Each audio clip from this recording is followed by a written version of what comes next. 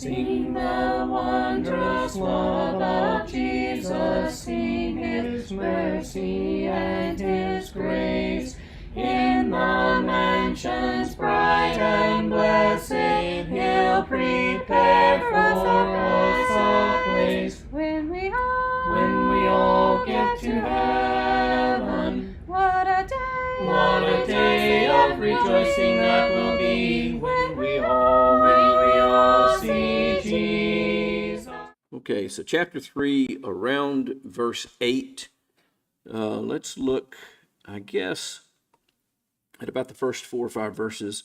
Therefore, at that time, certain Chaldeans came forward maliciously accused the Jews. So it starts off with a general statement. We've got the Chaldeans, and we've got them accusing the Jews. Now, I don't know that they're accusing all of the Jews, and I think as it dials in through this section, it's going to be more specific. But there are some very targeted Jews, and I think a reason for that target. It shouldn't be overlooked that it says maliciously.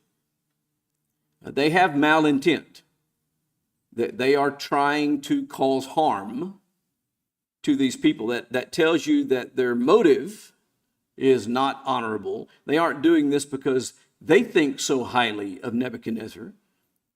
They're doing this because they dislike these Jews, and they just want them to be in trouble. They declared to King Nebuchadnezzar, "O king, live forever. You, O king, have made a decree that every man who hears the sound of the horn, pipe, lyre, trigon, harp, bagpipe, and every kind of music shall fall down and worship the golden image. And whoever does not fall down and worship shall be cast into a fiery furnace. There are certain Jews." Now, this is why I say I'm not sure that it's as general as it reads in the first verse that we read, because there were certain Jews that they were really concerned about. There are certain Jews whom you have appointed over the affairs of the province of Babylon. And now we get very specific. Okay, who are those Jews that have been appointed over the province of Babylon? They're Babylonian names: Shadrach, Meshach, and Abednego. So it's those individuals. These men, O king, pay no attention to you. They do not serve your gods or worship the golden image that you have set up. So certain Chaldeans report that 3 Jews are not doing what he said to do. What's the consequence of not doing what he said to do? Well, it's very specific. They're going to be executed in a fiery furnace. They identify these people as officials. Now, this is important that they identify them as officials in Babylon. How in the world did Jews become officials in Babylon? The first couple of chapters tell us how they did, and not the whys. I'm not asking why, but specifically how. How did they get to positions of leadership? Nebuchadnezzar himself elevated them to positions of leadership. What they are doing is they are feeding Nebuchadnezzar all the political motivation that he needs to respond. They are Jews, not Babylonians. They disrespect you. They disrespect your gods. They disrespect your decree, and you made them rulers. Now, if the hand-picked appointees of the leader disrespect the leader, what's the consequence of that? You got to make an example out of them out of fear of what?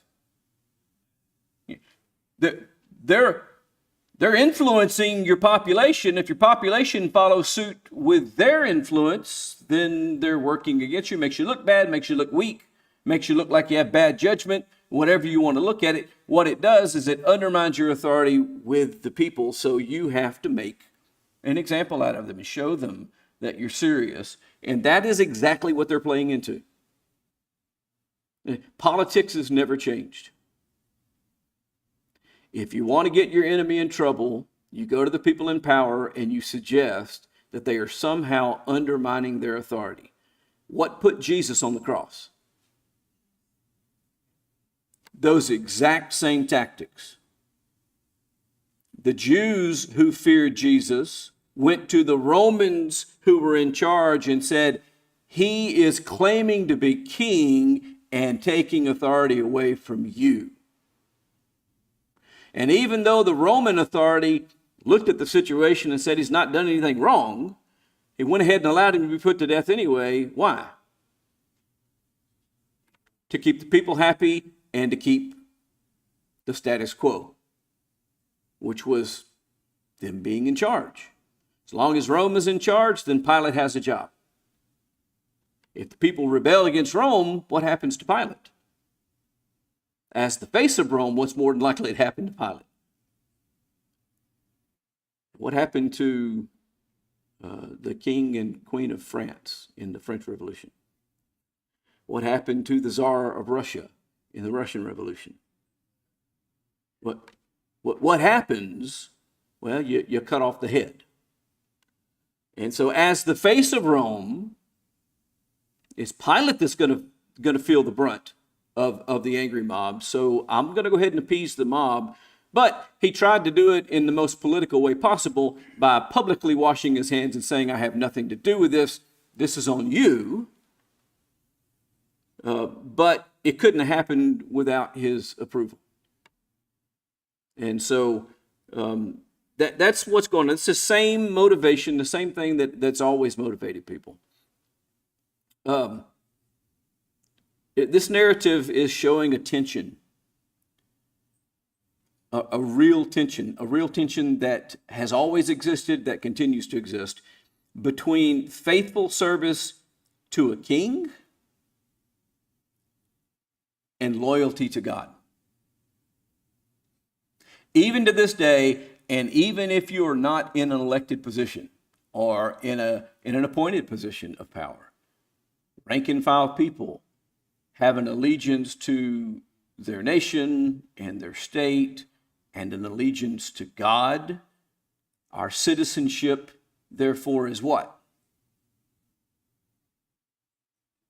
Dual, and you can't serve two masters.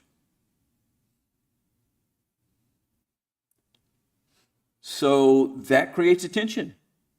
What's more important? What do I care about more? Do I care more about the earthly political questions? Do I care more about the heavenly spiritual questions? And like all things that are competing for our interest, temporal, immediate things can easily overcome remote spiritual things. The worries, the riches, and the pleasures of this life choke out the spiritual. And so there's that tension.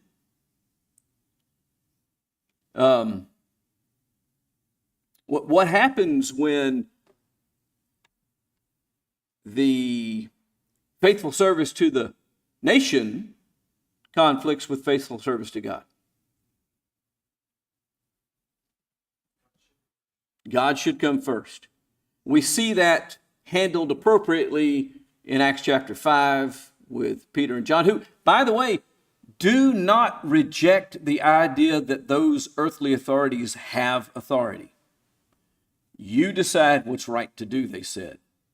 But we must obey God rather than men. And what they were saying there is, look, if you feel like you need to arrest us and imprison us or put us to death for what we do, that's on you.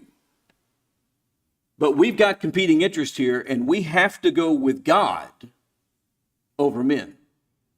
Well, what did these three young men do? And if you know the story, and most of us are familiar with the story, you know what the answer is. They also chose God over men. Well, how does the king respond?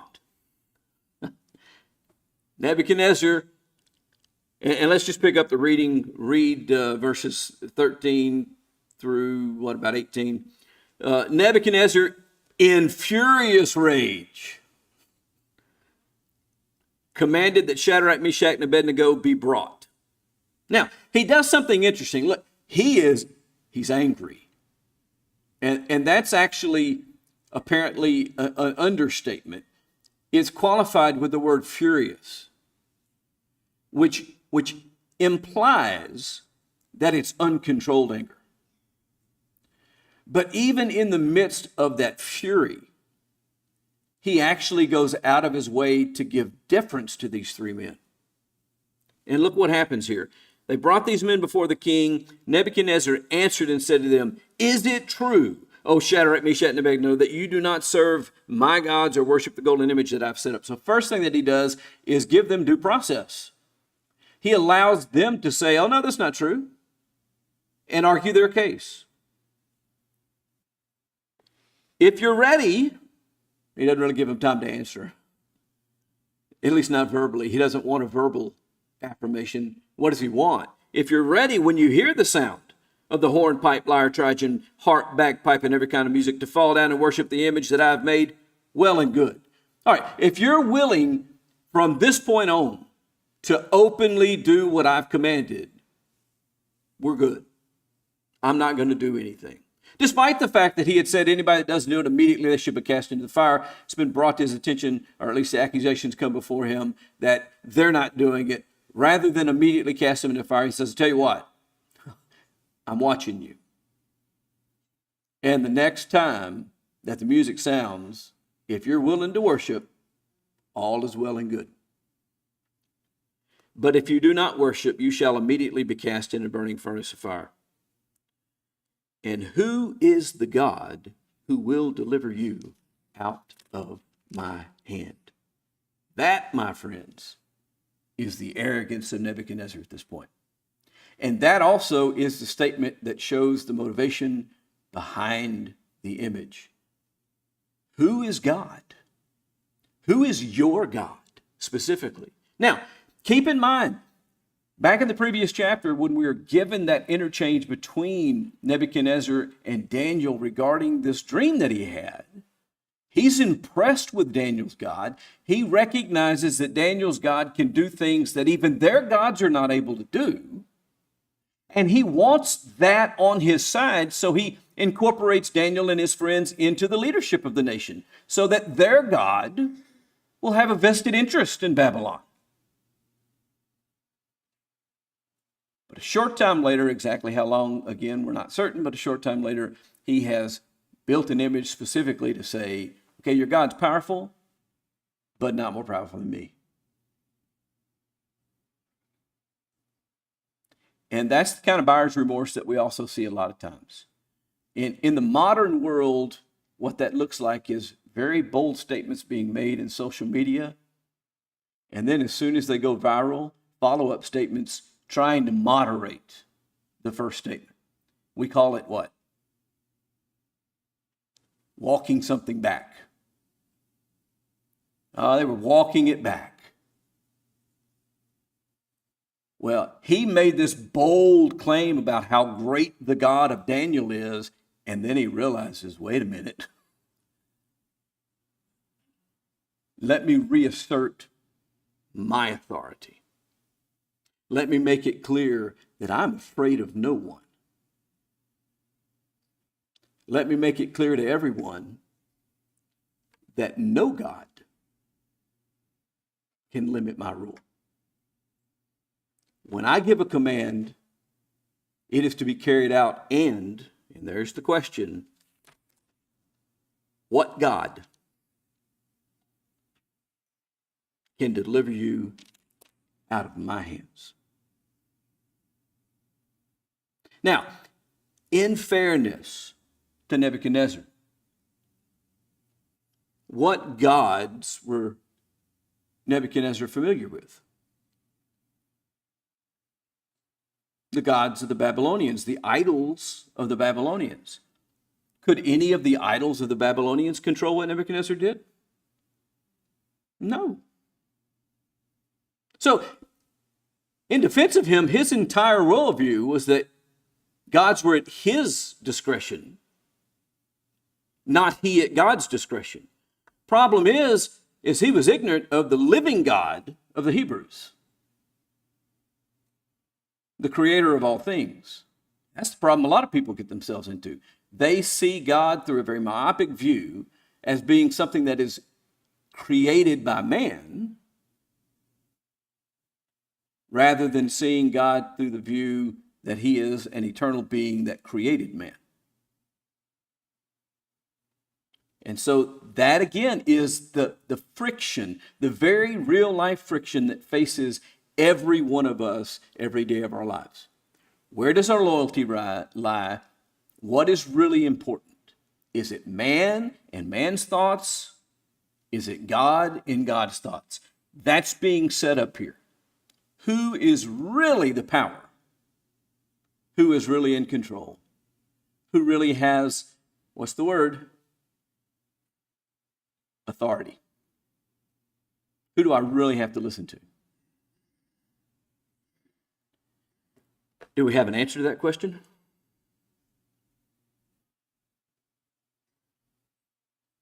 Well, let's look at verses 16, 17, and 18. Shadrach, Meshach, and Abednego answered and said to the king, O Nebuchadnezzar, we have no need to answer you in this matter. Now, that is not saying anything at all about Nebuchadnezzar or about their respect for Nebuchadnezzar. They've done nothing but show deference to their captors. That being the case, it is everything about them saying, God's more important than you. We don't have to answer you. If this be so, our God whom we serve is able to deliver us from the burning fiery furnace, and he will deliver us out of your hand, O king. But if not, now here's a real big test. Yes, we're chapter 3:19. Here's the big test. It's not hard to follow God when things are turning out the way you want them to. You get a terrible diagnosis of cancer. You go to the doctor and the doctor says, well, we can try this protocol and it has a 70% chance of succeeding. And you go to God in prayer and you pray for deliverance from the cancer and you go through the protocol and you're healed, and it's easy to say, praise God. But if not, what do? Let's make it even more powerful. It's your spouse or it's your child. Let's make it really emotional. It's your small toddler. And if not, happens.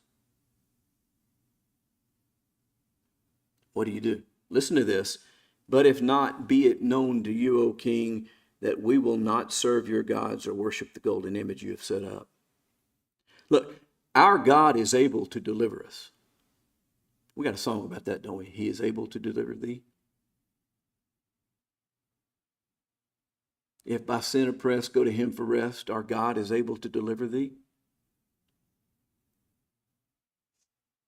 Notice it says able. Doesn't say that you're spared the fire. We ever promise that we're going to be spared every test, every difficulty, every hardship? No, and in fact, we're promised the exact opposite, aren't we? That life is going to be full of tests and trials and difficulties and hardships. In fact, the Bible affirms that the span of a man's life is short, and it's filled with what? Toil, trouble. If not, That doesn't change anything, they say. We still only worship God. Nebuchadnezzar was filled with fury. The expression of his face was changed against Shadrach, Meshach, and Abednego. The tide changes. In the beginning, despite the fact that he was furious, he was still trying to find a way to save them.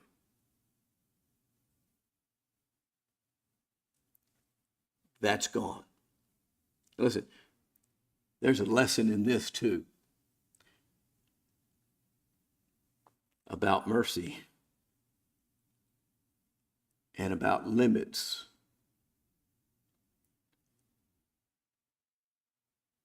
He ordered the furnace heated 7 times. And I'm going to appeal to your memories here. The number 7 very often in literature, particularly in biblical literature, represents what? Completion, fullness. I don't know if we're talking literally 7 times. I'm not sure that they had a thermostat in there and they went, okay, it's 1,000 degrees. Let's get it to 7,000 degrees. That's not the point. The point is, he's like, I want it so hot that it can't be any hotter. I want this punishment to be as great as it can be. And certain to be effective.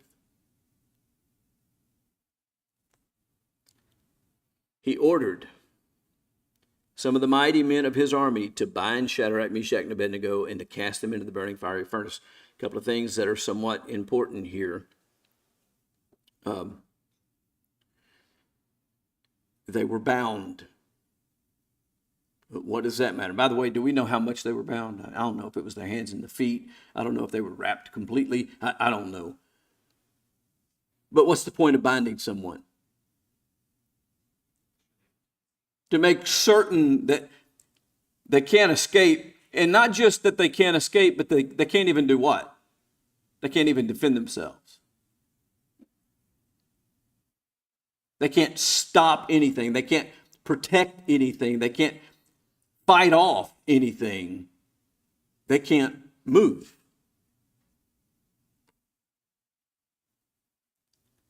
These men were bound in their cloaks and their tunics. Now,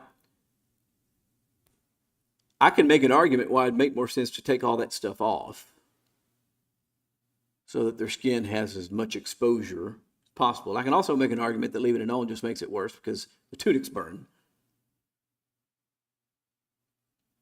But I believe that it's in here and it happened this way for a reason. We're going to be told what that reason is in a little while. We're going to see the extent of God's power to the minutiae.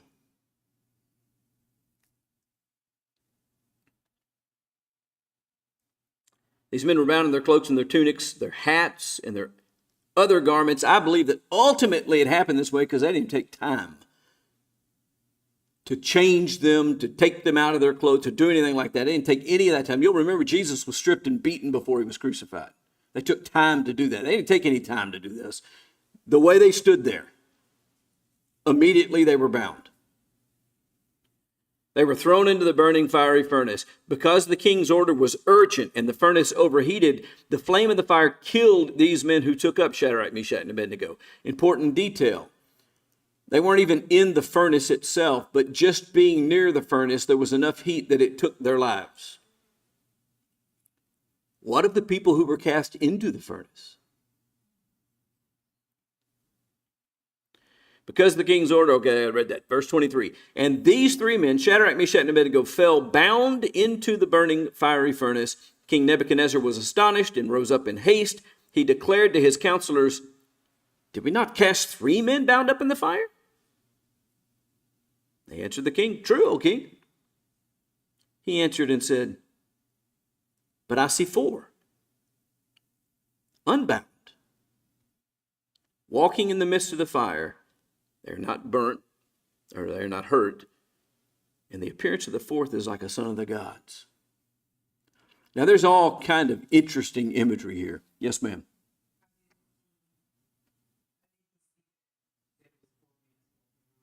I'm assuming with his eyes. He looked in there, he saw 4 figures instead of 3. Yeah, I understand. It was hot. He was not peering in the door of the furnace. He was looking from a distance. But apparently it was open. When we think of a furnace, we think of something that was all closed off. It wasn't necessarily closed off.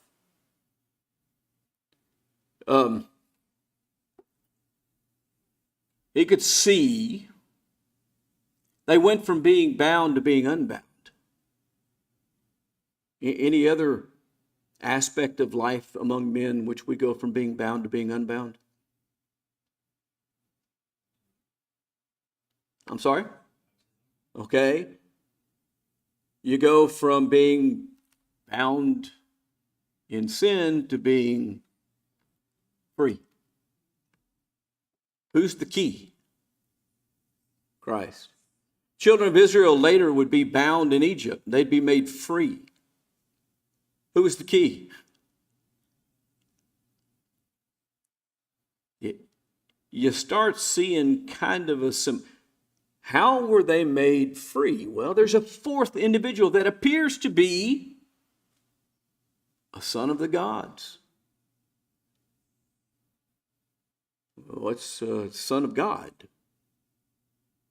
That title sound familiar? Something's going on here. We didn't throw in number 4, but number 4 is there. And when number 4 shows up, bounds are gone. People are walking around. But there's some other symbolic image here. They're in the fire.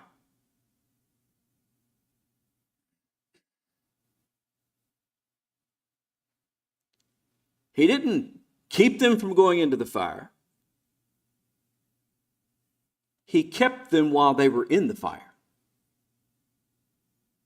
Now, I want you to fast forward all the way to John 17. In John 17, there's a record of Jesus praying to the Father shortly before he's crucified. And he prays for his disciples. And he says, I do not pray that you take them out of the world. I pray that you keep them.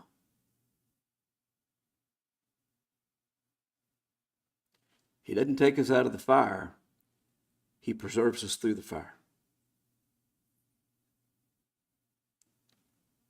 That is an important lesson to deliver us. Now, can the fire hurt us? Yes. Okay. The fiery trials Peter talks about of life, right? The fiery trials that overtake us. Can they hurt us? Yes. Do they have to hurt us? In fact, Peter writes specifically to say that these fiery trials, you can actually do what? You can endure them. You can persevere through them, and you can actually be what? Better from having gone through it than you were before. So not only can they, or do they not have to hurt you, they can. They absolutely can hurt you. They can destroy your faith. But not only do they not have to, they can in fact do what?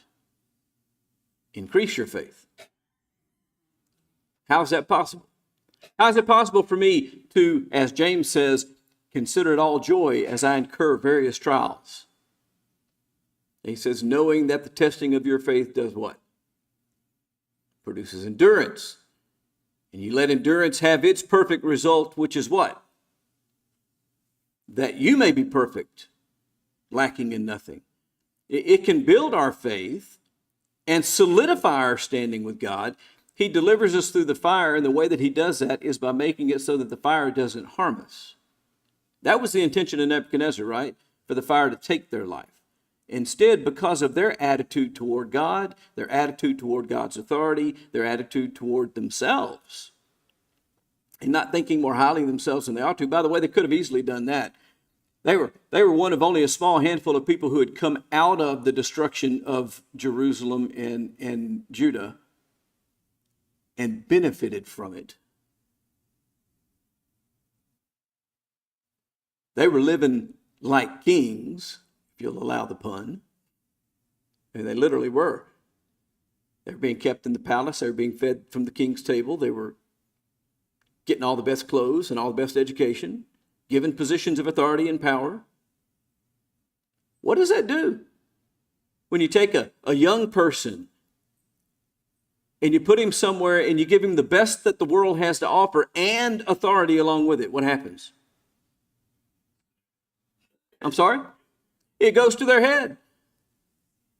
Even the Bible warns us not to appoint folks as overseers too quickly, because if they're young, what'll happen?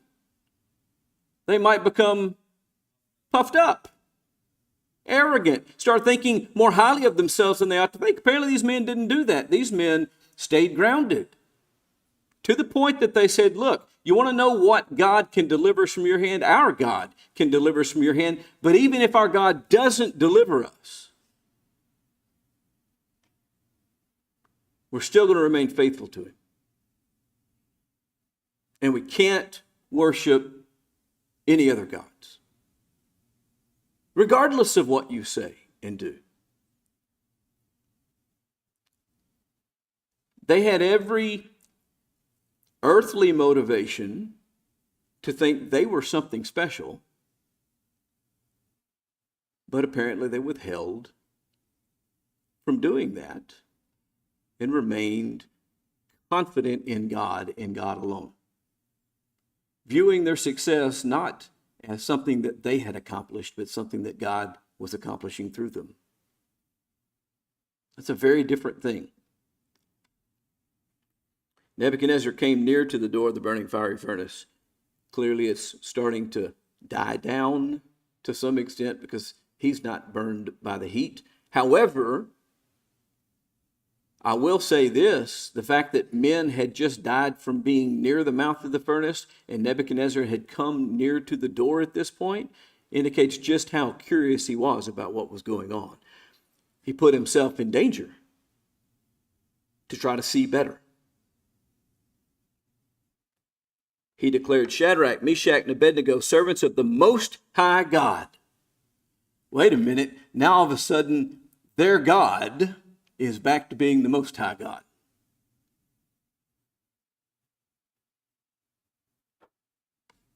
Come out and come here. And Shadrach, Meshach, and Abednego came out from the fire. That's an interesting statement too that I think often is overlooked, even at this point where he has now been shown to be powerless over them. What do? They respect his authority. When he says, come here, they come.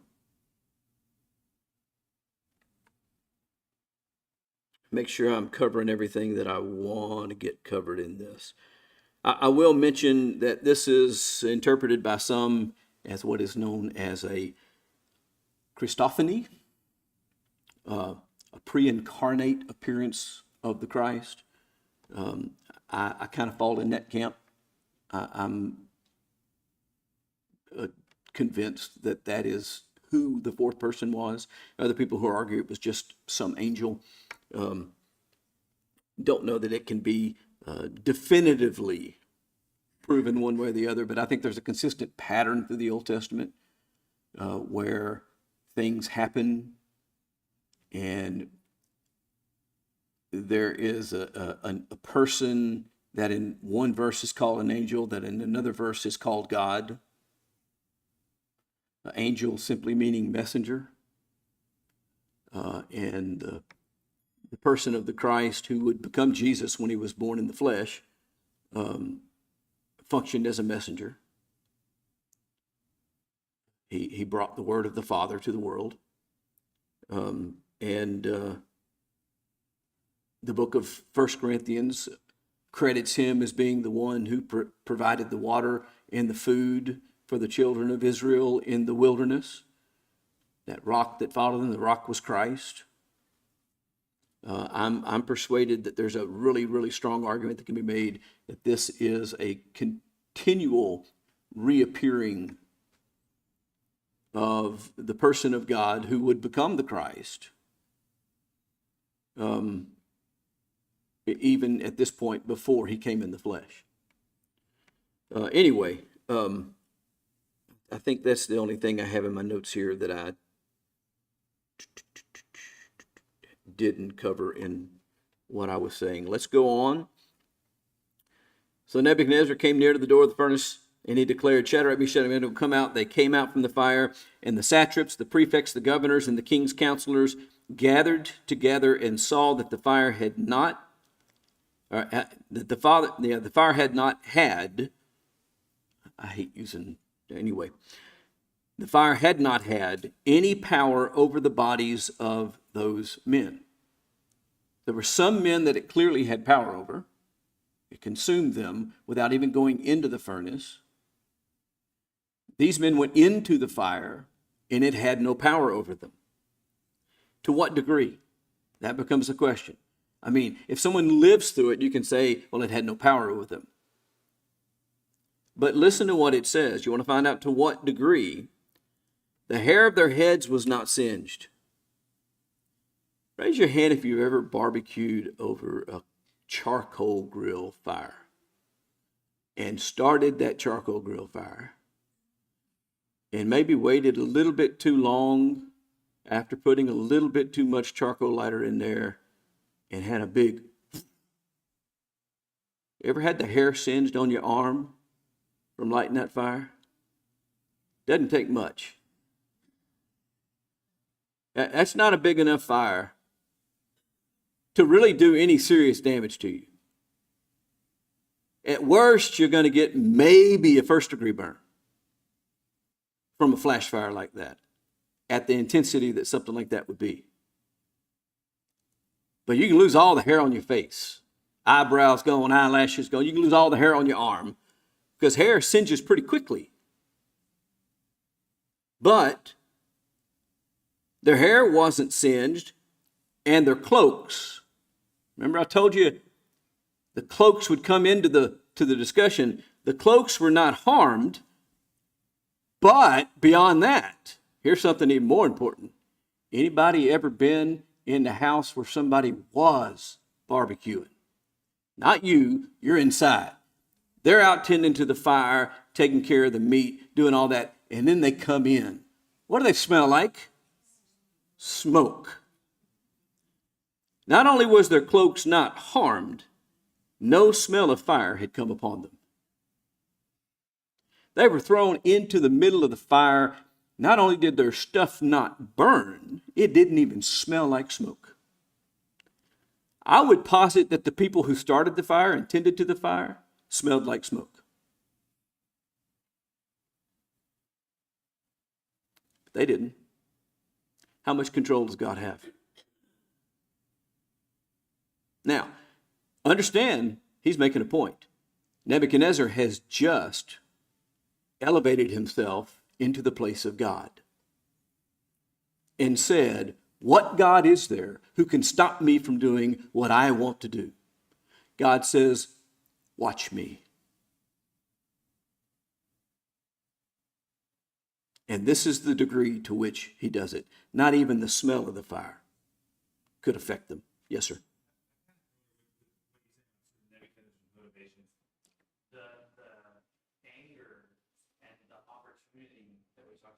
Mm-hmm. Kind of wonder, he knows God.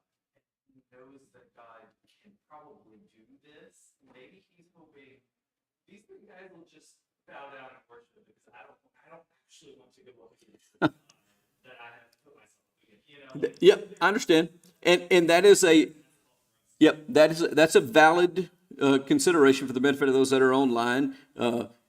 Maybe he was hedging his bets a little bit and just trying to scare them into obedience, that he really didn't want to challenge God. My problem with that is his statement is very broad and very generic. What God is there? Of any of the gods that are out there, what God can stop me from accomplishing my purpose? Further than that, a little bit further down the road, Nebuchadnezzar runs into God again, and we'll study about that when we get there. What Nebuchadnezzar's doing throughout this book is actually fighting the battle that all of us fight all the time in terms of what? Selfishness and self-conceit. He's kind of kind of recognizes God a little bit after the vision thing, but this is how he responds to it, and he resurges. And I can't speak for everybody. I can tell you, I do this kind of stuff all the time. When I'm struggling with something in particular, I'll get it under control for a while, and I'll think, all right, I got this. I'm in control of it. It is not in control of me. What does God warn us as men? Therefore, let he who thinks he stands take heed lest he fall. The minute I start thinking, okay, I've got this, I'm in control, the likelihood of me beginning to shift back into being controlled by that thing.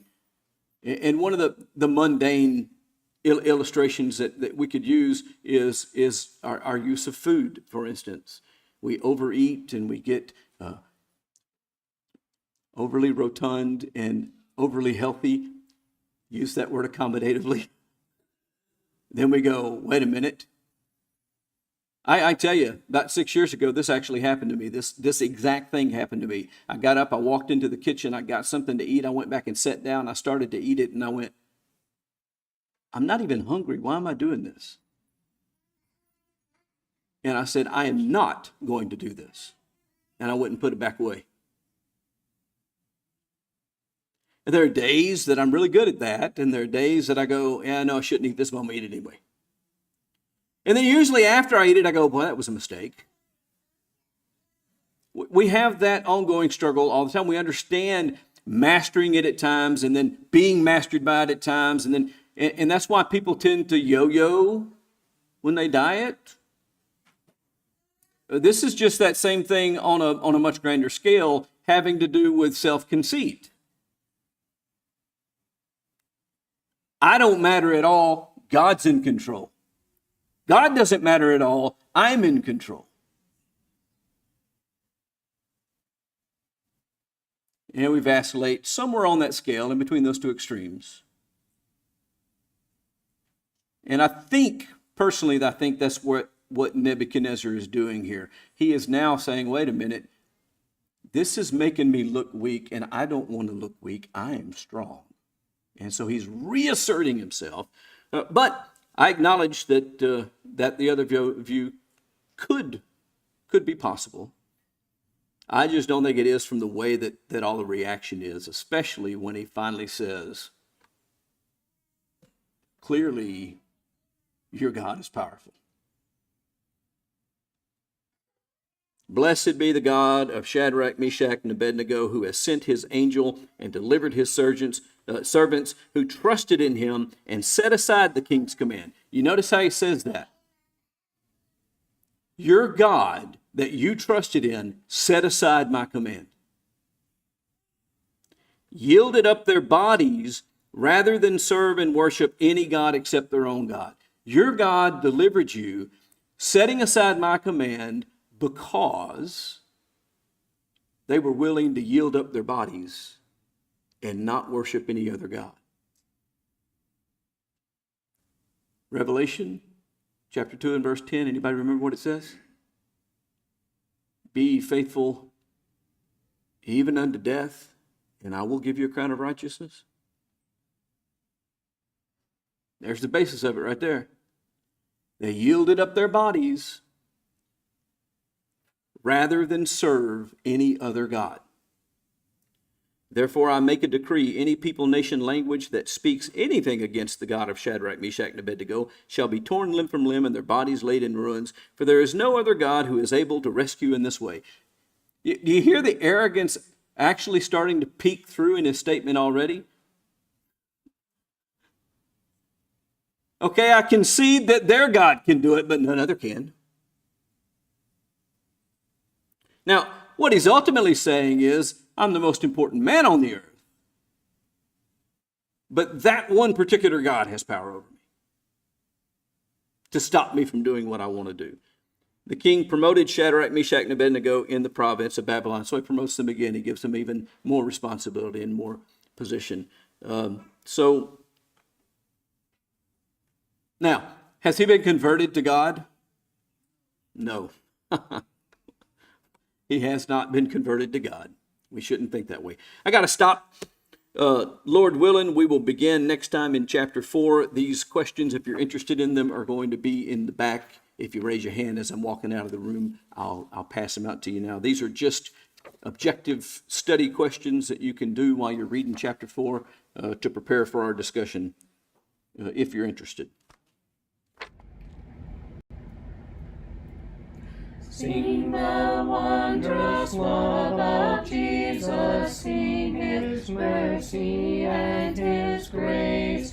In the mansions bright and blessed, He'll prepare for us a place. When we all get to heaven, what a day of rejoicing that will be when we all see Jesus.